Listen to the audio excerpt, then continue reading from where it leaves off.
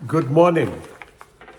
नए वीक की शुरुआत 21 जुलाई।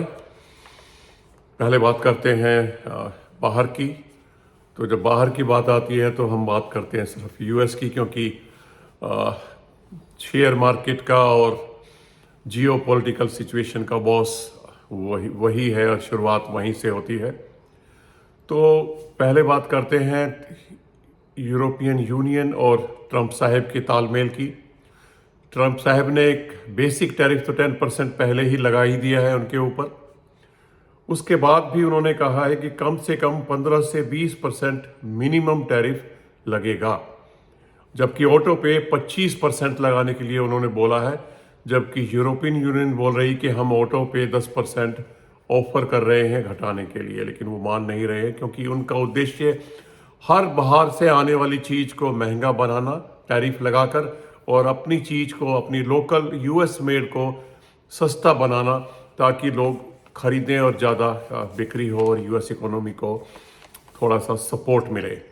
इसके बाद बाहर की बात में पावेल साहब का स्पीच होगा 22 तारीख को। देखना यह है कि वो क्या करते हैं, क्या घोषणा करते हैं। कुछ यही दो खबरें हैं। बाकी पुतिन साहब के ऊपर अंकुश, जैसे कि हमने बात की थी, वो सैंक्शंस लग गई हैं। जो क्रूड इंडिया होके और यूरोप में जा रहा है रिलायंस के द्वारा मेनली और नायरा के द्वारा, तो उसके ऊपर सैंक्शंस लगा दिए हैं। और वो बोल रहे हैं कि हम पुतिन को किसी भी तरह की इनकम ऑयल से नहीं होने देंगे। दूसरी तरफ पुतिन साहब कह रहे हैं कि मैं यूक्रेन को मिटा दूंगा, यानी कि वो अब न्यूक्लियर वॉर की बात करने लगे हैं। तो ये तो है बाहर की खबर। तो अब इस खबर में सिर्फ एक स्टोरी निकल के आती है रिलायंस के बारे में।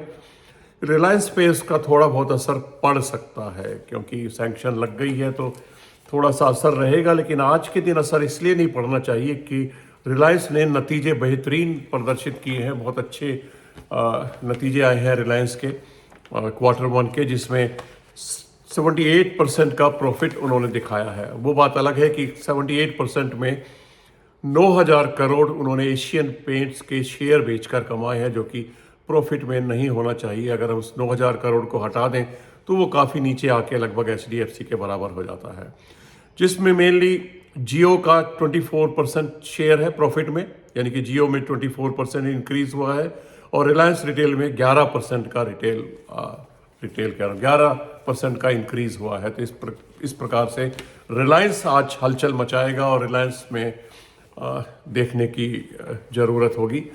खरीदने का मौका नहीं होना चाहिए। मुझे लगता है कि रिलायंस को खरीदने का बढ़िया टाइम होगा 1400 से नीचे। जब भी मौका मिले रिलायंस को भर भर के भर लेना चाहिए। मैं सोच रहा हूं और मैं करूंगा भी, अगर ये फिर दोबारा नीचे आता। हालांकि मेरे पास फिर भी है, क्योंकि मैं बार बार कह रहा हूं कि रिलायंस और वेदांता में वैल्यू अनलॉकिंग होनी है। वो बात अलग है कि वेदांता भी थोड़ा खबरों में चल रहा है, वो वायसराय वाली बात, लेकिन वो उसको रिफ्यूज़ कर रहे हैं या उसका जवाब भी दे रहे हैं। इसके बाद हम आते हैं आरबीआई। हमारा फिर 3 महीने के रेस्ट के बाद सोना खरीदना शुरू कर चुका है, यानी कि आरबीआई गोल्ड खरीद रहा है फिर दोबारा से। इसके बाद हम बात करते हैं अमेरिका की। एक खबर रह गई, क्रिप्टो को वो रूल ला रहे हैं, शायद उसको लीगलाइज करने जा रहे हैं यूएस में। अब आते हैं बैंकों के रिजल्ट्स काफ़ी आए, जिसमें खराब रिजल्ट सिर्फ एक आरबीएल का आया, तो आरबीएल डाउन रहेगा। स्टॉक स्पेसिफिक एक्शन तो रहना ही है। HDFC का रिजल्ट बहुत बेहतरीन आया, और भी खबरें थी। 5 रुपए का स्पेशल डिविडेंड उन्होंने दिया है, एक के ऊपर एक का बोनस जो उन्होंने कहा था वो भी दिया है। डेट डिसाइड नहीं हुई है, लेकिन हाँ, डिविडेंड के लिए 25 जुलाई रिकॉर्ड डेट होगी और 11 अगस्त तक आपके खाते में आ जाएगा। तो अगर आप खरीद रहे हैं या खरीदने की इच्छा रखते हैं तो ये ध्यान रखिएगा, 5 रुपए का डिविडेंड 25 जुलाई तक जिनके पास है उनको मिलेगा। लेकिन खरीदने का मौका मुझे नहीं लगता HDFC में आज मिलने वाला है, क्योंकि रिजल्ट अच्छे हैं। हालांकि प्रोविजनिंग थोड़ी सी निराशाजनक है, लेकिन फिर भी मुझे लगता है कि बाजार उसको इग्नोर करेगा और मार्केट में HDFC की तूती बोलेगी। वैसे भी निफ्टी में वेटेज बहुत ज़्यादा है, तो HDFC मुझे नहीं लगता खरीदने का मौका बहुत जल्दी अब आपको देगा, क्योंकि ज़्यादा बढ़ेगा तो रेट खरीदने का होगा भी नहीं। करेक्शन का इंतज़ार कीजिए। पोर्टफोलियो में रखने लायक शेयर है ये तो है ही, इसमें कोई शक नहीं है। इसके बाद हम आते हैं बैंक ऑफ महाराष्ट्र। बेहतरीन रिजल्ट्स है। और एनपीए भी घटाया है। मजे की बात यह है एनपीए भी 1.85 से घट के 1.74 हो गया है। बेहतरीन रिजल्ट है। मैं तो बार बार हमने बोला, याद होगा आपको, bank of Maharashtra, union bank of India, इनको तो मैं बार बार दोहराता रहता हूँ। डिस्क्लेमर ये है कि मेरे पोर्टफोलियो में है। इसके बाद हम बात करते हैं यस बैंक। यस बैंक ने भी बहुत बेहतरीन नतीजे दिए। इसमें भी एक्शन होगा, यानी 20 रुपये 17 पैसे का प्राइस था फ्राइडे को जब बंद हुआ है, तो जाहिर है कि 1-2 रुपये तो आज बढ़ना चाहिए। यस बैंक बढ़ेगा। इसके बाद एचडीएफसी बैंक भी बढ़ना चाहिए, बैंक ऑफ महाराष्ट्र भी बढ़ना चाहिए। इसके बाद हम बात करते हैं जेपी एसोसिएट्स को अडानी ने 12,000 करोड़ में खरीद लिया है। ये सौदा भी फाइनल हो गया। जो चल रहा था तभी जेपी पावर दौड़े जा रहा था। तो इसके बाद हम बात करते हैं डिविडेंड की। जी हाँ, डिविडेंड देने में एक आंकड़ा है, सबसे ज़्यादा डिविडेंड जो बांटती है कंपनी वो है शिव नाडर की HCL टेक।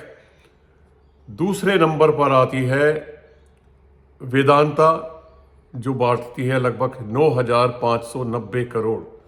जी हाँ, टोटल डिविडेंड 40,000 करोड़ का बांटा है Q1 में, जिसमें सबसे ज़्यादा HCL टेक ने 9,902 करोड़। इसके बाद बांटा है 9590 करोड़ वेदांता ने। उसके बाद हिंदुस्तान जिंक और इस तरह की कंपनियां हैं। चलिए, इसके बाद हम बात करते हैं एफआईज ने लगभग 17,000 करोड़ की बिकवाली की है अब तक इस महीने में। इसके बाद रिलायंस पावर के सारे नतीजे ही आज, क्योंकि नतीजे ही निर्धारित करेंगे कि आपको खरीदना है कि बेचना है। अगर नतीजे खराब आ रहे हैं तो शेयर गिरेगा, लेकिन अगर आपको लगता है कि शेयर अच्छा है, फंडामेंटल्स स्ट्रोंग है, तो आपको खरीदना बनता है। और अगर बहुत अच्छी खबरें हैं और यकायक बहुत अच्छा उछाल आता है तो पार्शल प्रॉफिट भी बनता है। ये दोनों चीज़ें हमेशा साथ साथ चलती रहनी चाहिए, क्योंकि प्रॉफिट वही है जो हमारा घर आए। मैं बार बार रिपीट करता हूँ। रिलायंस पावर ने 9,000 करोड़ का QIP करने का अनाउंसमेंट किया है और रिलायंस पावर तरक्की कर रहा है। मुझे लग रहा है धीरे धीरे हम बात कर चुके हैं, कर्जे को उतार रहा है। डेप्ट टू इक्विटी रेशियो 0.9 पे ले आए हैं। ये बहुत अच्छा चल रहा है मेरे ख्याल से। रिलायंस पावर और थोड़ा बहुत रिलायंस इंफ्रा ही अनिल अंबानी को थोड़ा जान दे रहे हैं, और आने वाले टाइम में देखते हैं शायद यही उन्हें कर्जे से उभारेंगे। इसके बाद हम बात करेंगे नतीजे। आज नतीजे आएंगे Kotak Mahindra bank, Bajaj finance, Shriram finance, doctor Reddy, Nestle, Tata consumer, SBI life, Cipla, और इसके बाद कुछ और भी बड़ी बड़ी कंपनियां हैं जिसमें बालकृष्ण जैसे भी हैं और कुछ सरकारी बैंक भी हैं। तो नज़र बना के रखिए रिजल्ट्स के ऊपर, देखते रहिए अगर आपकी वॉच लिस्ट में है तो। इसके बाद IPO आ रहे हैं इस हफ्ते, 11 IPO आ रहे हैं, जिसमें से छोटे छोटे ज़्यादा हैं। तो अगर आप शौकीन हैं प्राइमरी मार्केट के तो आप नज़र बना के रख सकते हैं।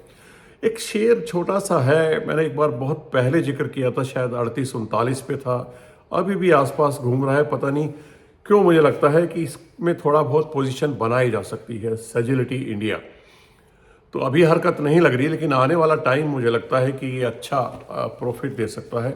मेरे पास नहीं है, मैं खरीदने की इच्छा रखता हूं, मैंने पहले भी आपको बताया था, लेकिन खरीदूंगा जब जब मेरा भाव आएगा। तो मैं 40 से नीचे नीचे कहीं भी, कोशिश मेरी 35 के आसपास है, इसलिए अभी मैं अवॉइड किए हुए हूँ।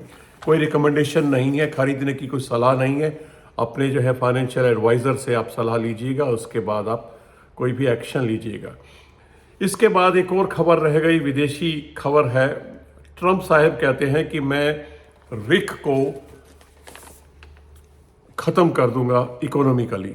जी, रिक जो है, रिक ट्राई का एक ट्रायो है, यानी कि 3 देशों का समूह है जो ब्रिक्स के हैं। यानी ब्रिक्स तो कहते हैं पर उनकी आंख मेनली 3 पे है, रशिया, चाइना और इंडिया। ये है रिक उनका, यानी कि रशिया का R, इंडिया का I और चाइना का C। यानी कि इन 3 देशों को वो, जो कि उनको टक्कर दे रहे हैं और आने वाले टाइम में और ज़्यादा दे सकते हैं, तो इनको वो किसी न किसी रूप में हर बार नुकसान पहुंचाना चाहते हैं। तो देखना ये है कि उनका अगला कदम क्या होगा।